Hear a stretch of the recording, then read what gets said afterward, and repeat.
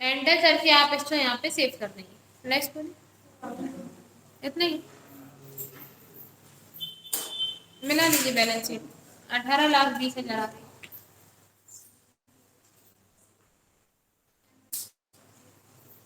सबकी थे हमारे, आप लोग नहीं आ रहे।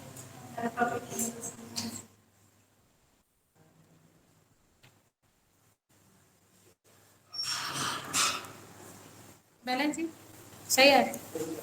आप लोग किस ने पूरा क्वेश्चन सॉल्व किया, ये और बता दीजिए। आपने और भैया आप दोनों ने आपस में डिस्कशन कैसे किया था? तो फिर बोलिए ना कि पूरा सॉल्व किया था आप तो। और यहाँ पे आप लोग नहीं आ रहा। कितना आ रहा है आपका? टोटल मिला 46,219 और नेट लॉस 41,400।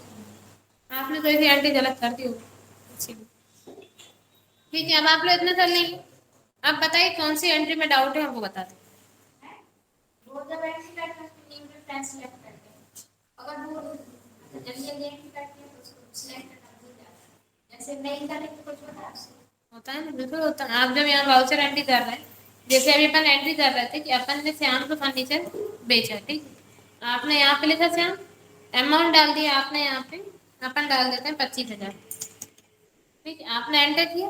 अब आप यहाँ पे क्या सिलेक्ट करोगे? अजेंस रेफरेंस। तो देखिए पेंडिंग बिल बता रहा है, उसी बिल में ये आपको एंटर करके दे देगा। जो पहले से अमाउंट बचा था 55,000, उसमें बता रहा है, जबकि ये 25,000 अलग है, वो 55,000 अलग है, 25,000 अलग है। तो ये आपको किस में जाना चाहिए? न्यू रेफरेंस में। तो यहाँ पे वो न्यू नंबर लेगा। लेकिन अगर आपने एजेंस रेफरेंस कर दिया तो उसने वहाँ पे फर्स्ट नंबर ही सिलेक्ट कर लिया और आपको यहाँ पे बता दिया उसने। ये जैसे ही आपने एंटर किया पेंडिंग बिल्स, पेंडिंग बिल्स में जो जो बिल है, जैसे आप चाहते हो फर्स्ट वाले में ही हो जाए उसी एंट्री में, तो आप ये सिलेक्ट कर लेना। तो हो जाएगा।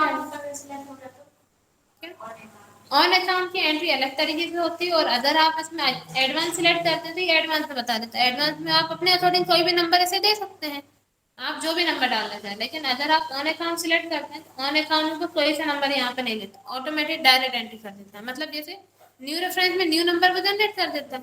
अजेंस रेफरेंस में जो पुराने पेंडिंग बिल्स रहते हैं उनमें से आप जिस भी बिल में ऐड करना चाहते हो वो सिलेक्ट करते हो।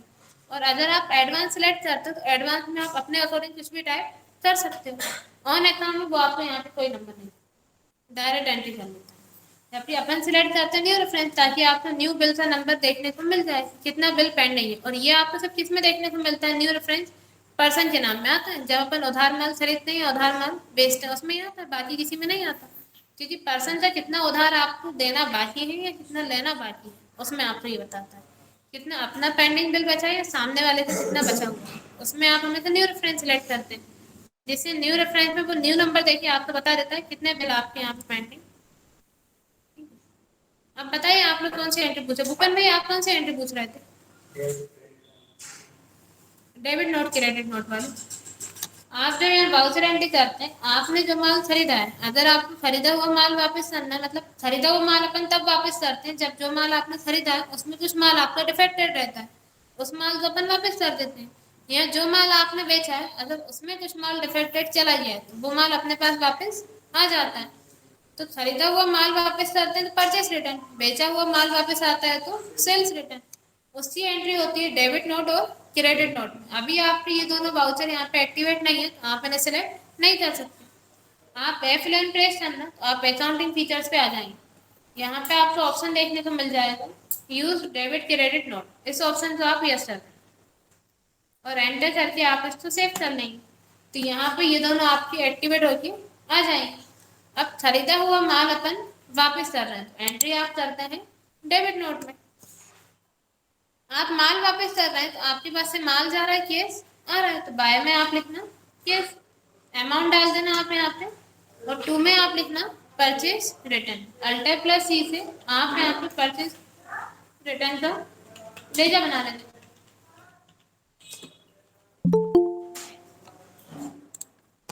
अंडर में ये आ जाएगा परचेज अकाउंट, एंटर करके आप इसको सेव कर देना। और अगर आपको इनवॉइस में करना है तब आप यहाँ से इस इनवॉइस सेलेक्ट कर लेते हैं इस टाइप से। और अभी अपन एस वाउचर में कर रहे हैं, तो यहाँ पे आप बाय में लिखना केस और 2 में आप लिखना परचेज रिटर्न और एंटर करके आप इसको सेव कर देना। और जब ऐसा ही आप माल बेचेंगे, बेचा हुआ माल आपके पास वापस आएगा, तब आप एंट्री करना क्रेडिट नोट में। और बेचा हुआ माल जब वापस आता है तो अपने पास माल आ रहा है और अपन केस दे रहे हैं, तो 2 में आप लिख देते हैं केस, अमाउंट डाल देना आप यहाँ पे। और बाय में आ जाएगा सेल्स रिटर्न, अल्टर प्लस सी से आप यहाँ पे सेल्स रिटर्न का लेजर बना लेंगे। अंडर में ही आ जाएगा सेल्स अकाउंट में, एंटर करके सिर्फ इसमें एंट्री हो जाए 2 case by sales return, enter करके आप इसको सेव कर देंगे, कर लेंगे। आप कोई डाउट हो तो पूछ लीजिए, आ जाएगा, किसी कोई डाउट नहीं। अपन नेक्स्ट स्टेप से बैक चलते हैं। अगर आप लोग को यहाँ पे कैश फ्लो और फंड फ्लो चेक करना है, देखिए आप पहले यहाँ से जाना डिस्प्ले पे, डिस्प्ले के लिए आप डी प्रेस करेंगे। डिस्प्ले पे जाने के बाद यहाँ पे आपको देखने को मिलता है कैश एंड फंड फ्लो, आप कैश एंड फंड फ्लो पे जैसे एंटर करेंगे, अगर आपको कैश फ्लो चेक करना है आप यहाँ जाएंगे।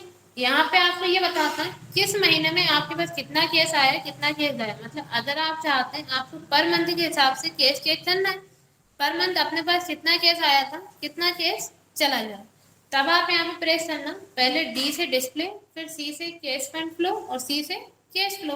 तो देखिए अभी अपन अप्रैल मंथ में पूरे एंट्री कर रहे थे, तो आपको यहाँ पे अप्रैल मंथ का बता रहा है कितना केस आया आपके पास और कितना केस गया। यहाँ पे इनफ्लो में आपको वो बता रहा है जितना केस आपके पास से आया था और जितना केस आपके पास से चला गया वो आपको आउटफ्लो में बता देगा। अब जो आपको रिमेनिंग बचा हुआ होगा वो आपको नेट फ्लो में बता देगा, अगर ज़्यादा चला गया होगा वो भी आ जाएगा और ज़्यादा बच गया होगा आपके पास तो वो अमाउंट भी आपको यहाँ पे शो हो जाएगा। अगर आपको पर मंथ के हिसाब से अपने केस का हिसाब चेक करना है तब आप प्रेस करना डी सी सी, डी से डिस्प्ले, सी से कैश फंड फ्लो और सी से कैश फ्लो, तो यहाँ पे आपको इनफ्लो और आउटफ्लो का अमाउंट शो हो जाएगा। आप लोग करके देखना, अभी अपन यहाँ पे पूरे अप्रैल मंथ में एंट्री कर रहे हैं, आप लोग यहाँ पे डेट चेंज करके देख लेना अगर हो जाए तो, जब आप ब्राउजर एंट्री करेंगे अगर वो यहाँ पे अप्रैल की डेट ले लेते।